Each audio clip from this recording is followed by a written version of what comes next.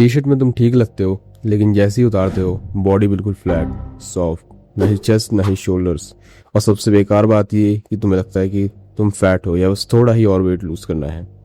ये है skinny fat body type, the worst one. और हो सकता है जो तुम अभी कर रहे हो वो तुम्हारी सिचुएशन और बेकार बना रहा है। लोग कह देंगे तुम्हें जिम जाना है, जिम जाकर तुम्हें पता नहीं होता बल्क करना है कट करना है, और जैसे ही तुम ये सब डिसाइड करते हो तुम वापस ट्रैप में फंस जाते हो। पर तुम स्किनी फैट क्यों हो? इसके 3 मेन रीजंस हैं और तीनों ही हमारी हिस्ट्री से जुड़े हुए हैं। हमारी जो डाइट है उसमें मेनली कार्बोहाइड्रेट्स और वेरी लो प्रोटीन है। वहीं अगर तुम ब्रिटिशर्स से पहले के टाइम में जाके देखो तो हमारी डाइट में मिल्क प्रोडक्ट्स और मीट ज़्यादा थी। उस टाइम पर मेन ऑक्यूपेशन फार्मिंग था, तो जो कार्ब्स हम खाते थे वो यूटिलाइज हो जाते थे अच्छे से, क्योंकि कार्ब्स का मेन काम ही है एनर्जी प्रोवाइड करना। पर आज सिचुएशन कुछ और है। लोग भर भर के कार्ब्स खाते हैं और पूरे दिन कंप्यूटर पर बैठे रहेंगे या बिल्कुल ही लो एक्टिविटी का काम करेंगे। फिर ये जितनी भी कार्ब्स होती हैं ये सीधा कहाँ जाती हैं? तुम्हारी बेली में, और तुम बन जाते हो स्किनी फैट। इसके अलावा ब्रिटिशर्स के टाइम पे हमने काफ़ी सारी फैमिन्स का सामना भी करा था, जिस वजह से हमारा नेचुरली फैट जो होता है वो बेली में स्टोर होता है।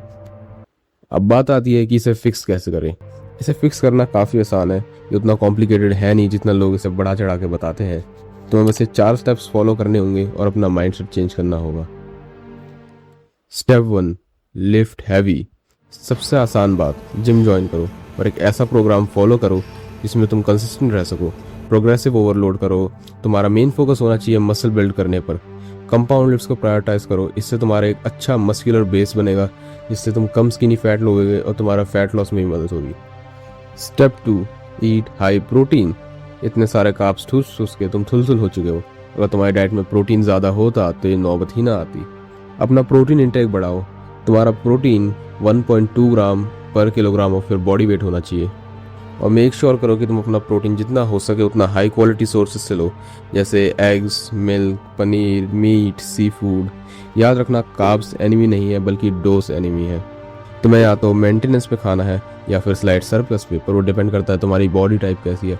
अगर तुम कुछ इस तरीके के स्किनी फैट हो तो तुम्हें डेफिसिट में खाना चाहिए, वेराइज अगर तुम इस तरीके के स्किनी फैट हो तो तुम्हें थोड़ा बहुत सरप्लस ऊपर नीचे चल जाएगा। Step 3, do your steps. Skinny fat के सबसे बड़े रीजंस में से एक है इनएक्टिविटी। आजकल के सेडेंटरी लाइफ के चलते लोगों को जितना वॉक करना चाहिए था उतना वॉक कर नहीं रहे हैं, उसका हाफ भी नहीं करते। अगर एक्टिविटी लो है तो इंसान इंसुलिन रेजिस्टेंस हो जाता है। तुम्हें डेली मिनिमम 6000 स्टेप्स करने चाहिए, और मैंने कहा मिनिमम, यानी ये बेयर मिनिमम एकदम जीरो है। इतने तुम्हें करने ही चाहिए। आइडियली तुम्हें 10 से 15,000 स्टेप्स करने चाहिए दिन के, पर अगर तुम जीरो से स्टार्ट कर रहे हो तो ऑब्वियसली तुम इस नंबर को हिट नहीं कर पाओगे जल्दी से। तो तुम्हें 6000 को पहले गोल रखना चाहिए, और जैसे तुम इसे कंसिस्टेंटली हिट करने लगो तो अपना नंबर इंक्रीज करो। स्टेप्स से फैट लॉस होता है। स्टेप्स जो होते हैं तो तुम्हारी बॉडी में जो फैट होता है उसको फ्यूल की तरह बर्न करते हैं। Step 4, last but not least, sleep. मैं बचपन से स्किनी किड था, मेरी बेली पे फैट बिल्कुल भी नहीं आता था चाहे मैं जितना खा लूँ। पर कुछ चीज़ों की वजह से मेरा स्लीप शेड्यूल बिल्कुल ही ख़राब हो गया। Like I was getting 5 hours of sleep every week on average. पहले तो मुझे अच्छा लगा कि वाओ मैं मोटा हो रहा हूँ, पर धीरे धीरे मेरे को रियलाइज़ हुआ कि मैं स्किनी फैट बनता जा रहा हूँ।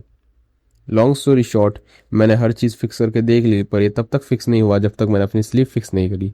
और मैं अकेला ही नहीं हूँ, ऐसे काफ़ी सारे और लोग हैं। प्लस काउंटलेस स्टडीज़ हैं कि स्लीप कैसे हेल्प करता है फैट लॉस में।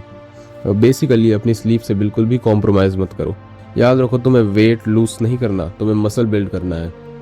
तुम्हारा मेन फोकस ही होना चाहिए मस्कुलर होना। और अगर तुम हाइट बढ़ाने में इंटरेस्टेड हो then do check out this video. Peace out.